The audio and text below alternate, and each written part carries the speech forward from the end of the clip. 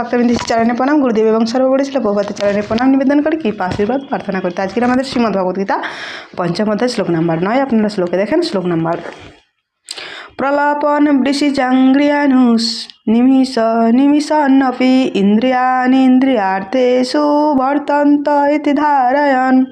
অনুবাদ: কারণ প্রলাপ ত্যাগ, গ্রহণ, চক্ষুর উন্মেষ ও নিমেষ করার সময় তিনি সব সময় জানেন যে জড় ইন্দ্রগুলি কেবল ইন্দ্রিয়ের বিষয় পবিত্র করছে, তিনি নিজে কিছুই করছেন না। তো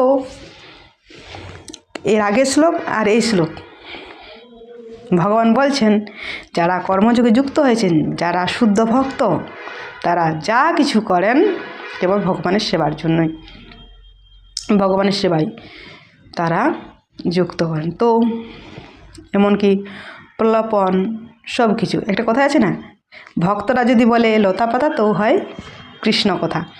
তো শিল প্রভুপাদ একবার তিনি যাচ্ছিলেন, তো যেতে যেতে সামনে ড্রাইভারকে জিজ্ঞাসা করছেন যে কত স্পিডে আপনি গাড়ি চালান।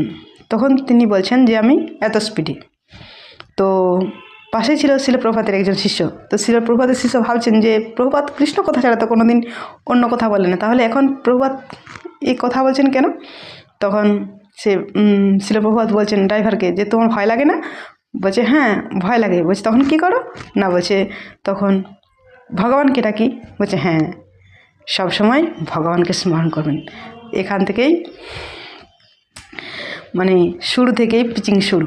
তো সেই রকম তো ভক্তরা যা কিছু, এখানে সেটাই বলছেন যে ভক্তরা যা কিছু করেন, প্রলাপ ত্যাগ, চক্ষু উন্মেষ দেখা, যা কিছু দেখেন তারা কৃষ্ণ কেন্দ্রিক। তো ভগবানের সেবায় যুক্ত করেন যা কিছু। একজন সাধারণ মানুষ তিনি একটা গোলাপ ফুল দেখছেন যে ফুল কত সুন্দর, কিন্তু ভক্তরা সেই ফুল দেখেন যে ভগবান কত সুন্দর এই ফুল সৃষ্টি করেছেন, আর এই ফুলটা কি না, সে ভগবানের চরণে নিবেদন। সব কিছু ভগবানের সাথে তিনি যুক্ত করেন ভক্তরা। তো আজ এই পর্যন্তই, পরবর্তী আলোচনা পরের শ্লোকে নিয়ে আসবো। হরে কৃষ্ণ।